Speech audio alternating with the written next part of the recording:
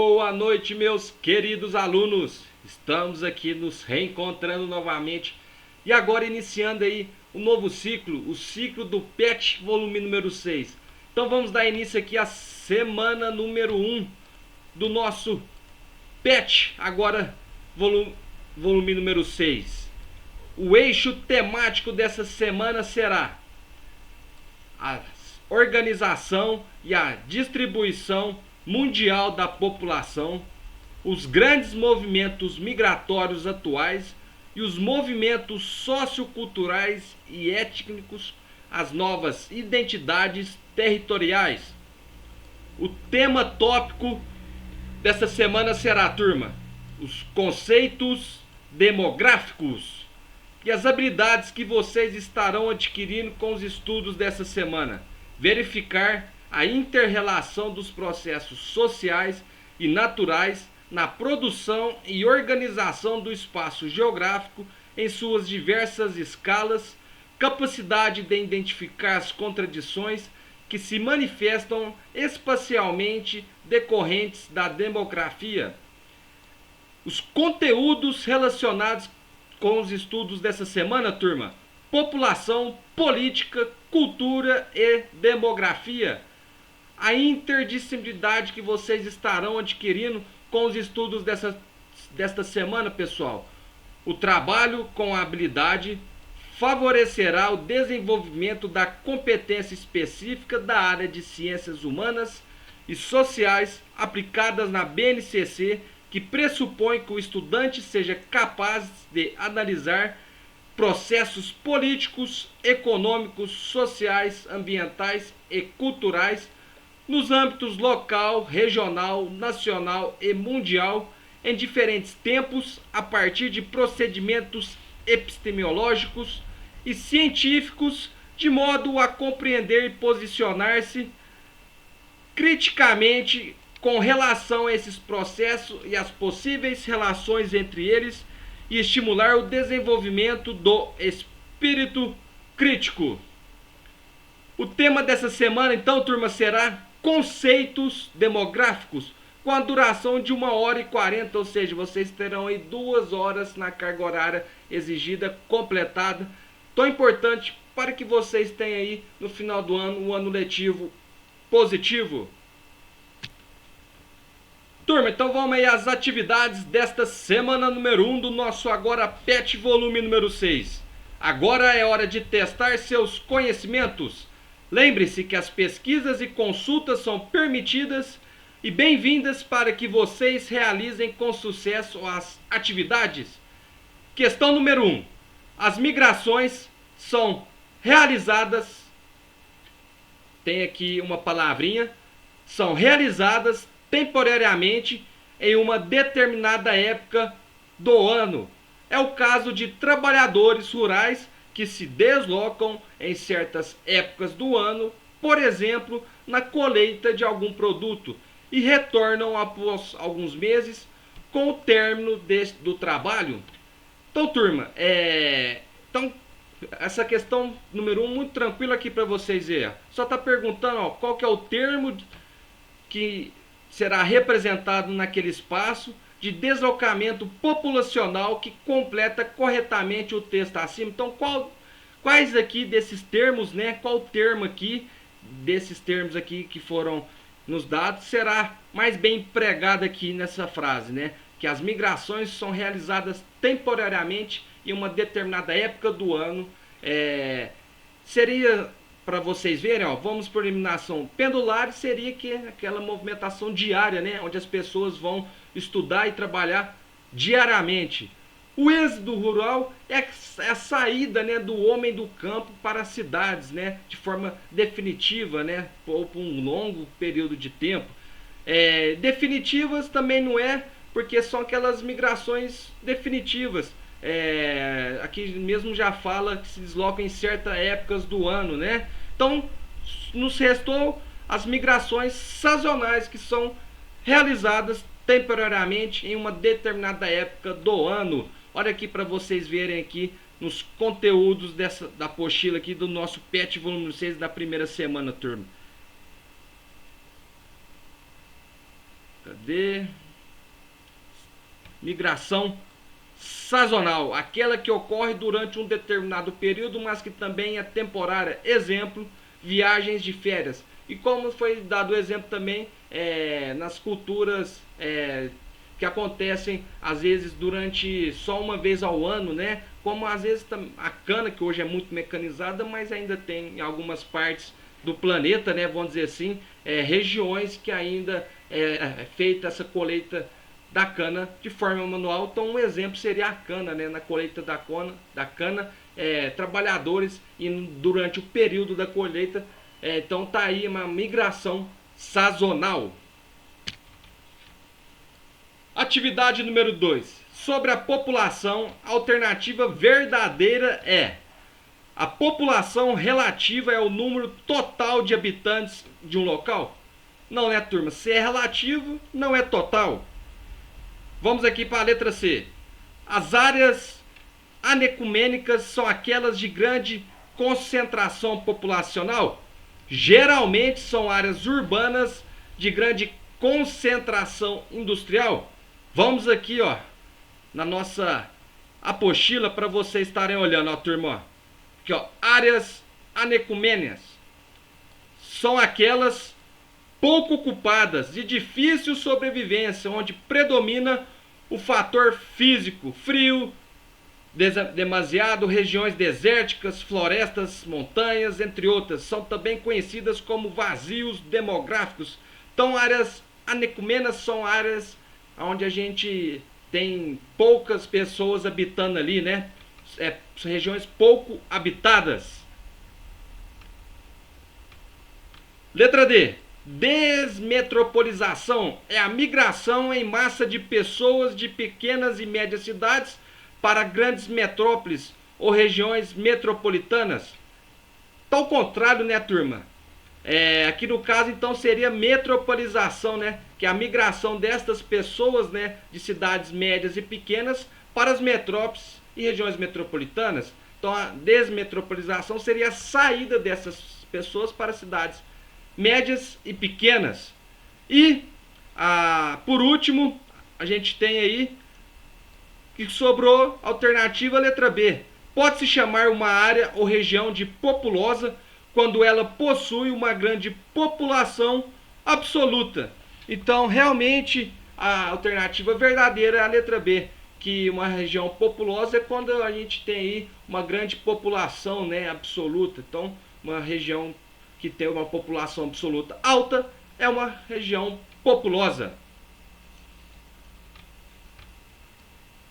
Atividade número 3 aí, ó. Realize a correlação a respeito dos indicadores de desenvolvimento humano. Então aqui, pessoal, vamos lá. Temos a número 1, taxa de natalidade. Número 2, taxa de mortalidade. Número 3, taxa de fecundidade. 4, crescimento vegetativo. E o 5, mortalidade infantil. Então vamos lá, vamos relacionar aqui, fazer a correlação dessas opções com as alternativas aqui a seguir, pessoal. Representa o número de crianças que morrem antes de completar 1 ano de vida, calculado a cada 1000 crianças nascidas vivas no período de 1 ano. Então, pessoal, essa primeira aqui com certeza seria, igual a gente tem aqui, a número 5, mortalidade infantil, que representa o número de crianças que morrem, né? Então, a primeira aqui a gente tem a número 5, mortalidade infantil.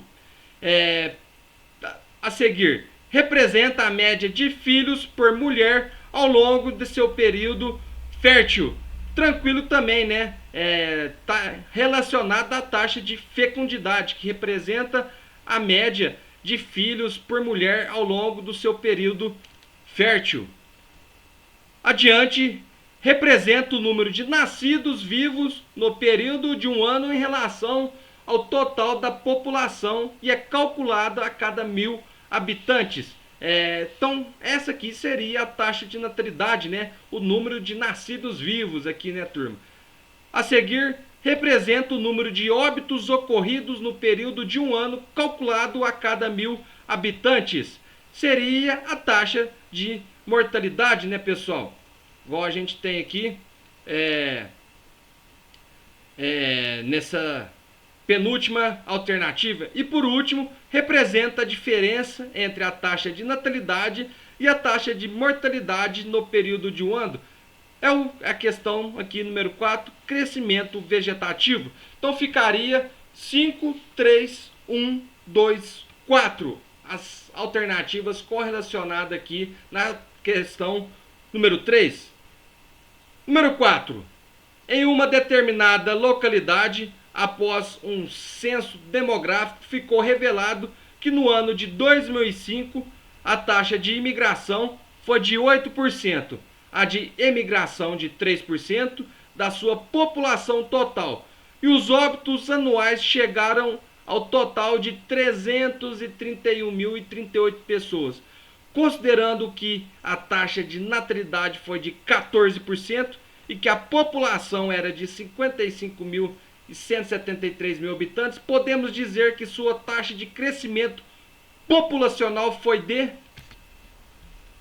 Turma, então aqui está perguntando para a gente como podemos aí falar sobre a questão da taxa de crescimento populacional. Quanto foi essa taxa de crescimento populacional nessa localidade aí, com esse crescimento demográfico? O primeiro passo que vocês vão estar realizando, turma, seria estar buscando o crescimento migratório, né? Onde vocês vão estar fazendo aí uma continha da imigração menos a emigração, onde a gente vê aqui essa imigração de 8% menos a emigração que foi de 3%. Então temos aí um crescimento migratório de 5%.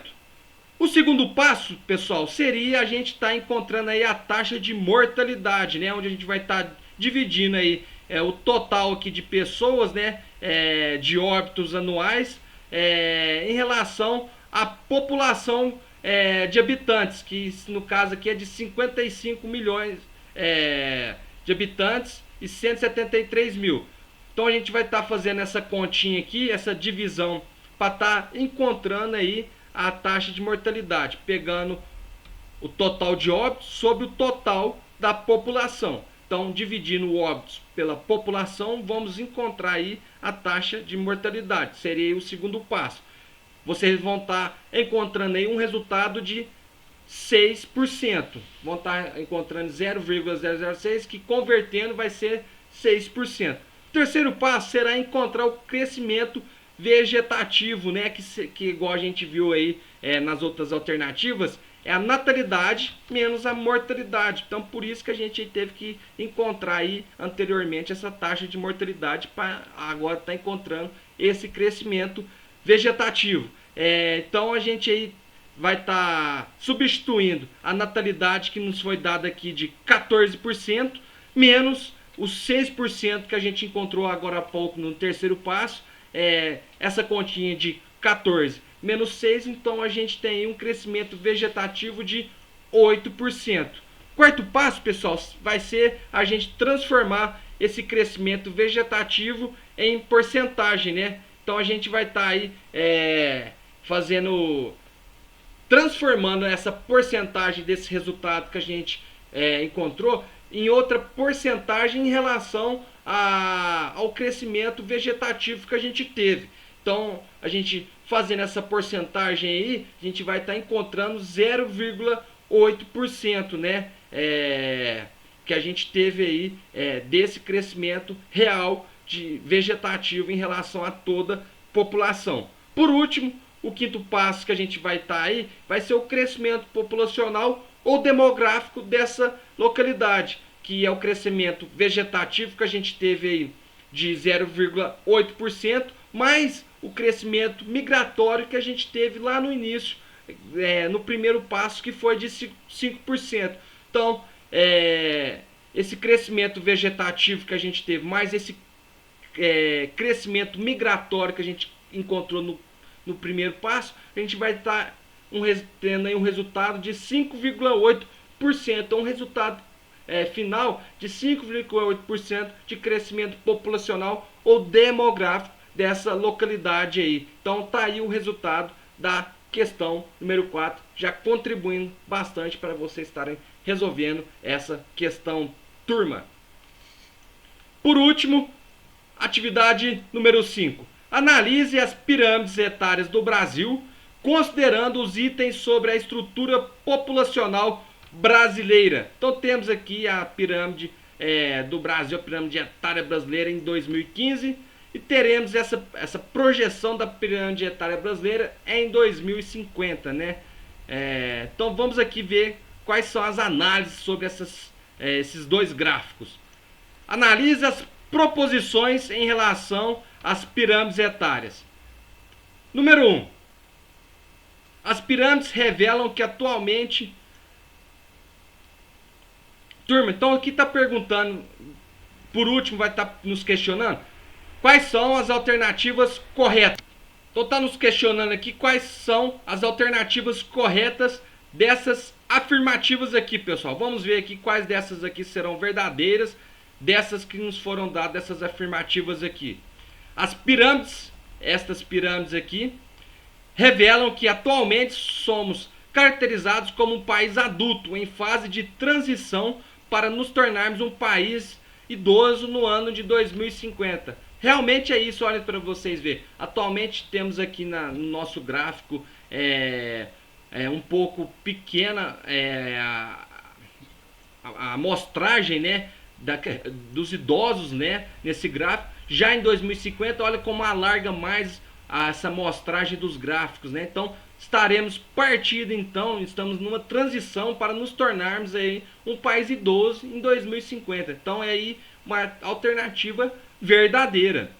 Número 2. A base mais estreita da pirâmide de 2050, quando comparada à de 2015, indica uma redução da taxa de natalidade.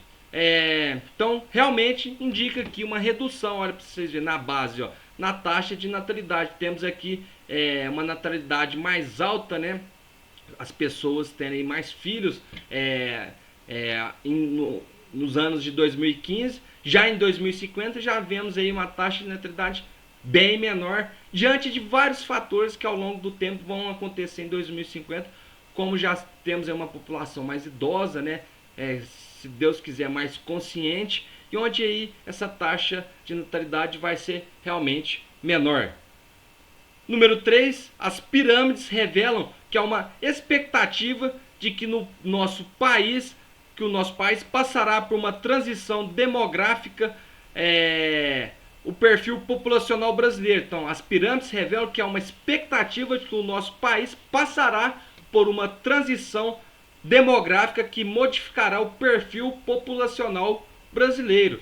Realmente é o que vai acontecer, e é até que é reforçado na afirmativa número 1. Então temos uma expectativa sim que que o país passará por uma transição demográfica que modificará o perfil populacional brasileiro, né? Onde vai se tornar uma população mais idosa, né? Nos anos aqui comparado de 2015 para 2050. Então realmente estaremos aí num processo de transição demográfica do perfil populacional brasileiro. Por último, com base nas pirâmides, é possível perceber que o aumento da média de idade da população do país pode contribuir para uma redução proporcional da população economicamente ativa. Realmente é uma verdade, né?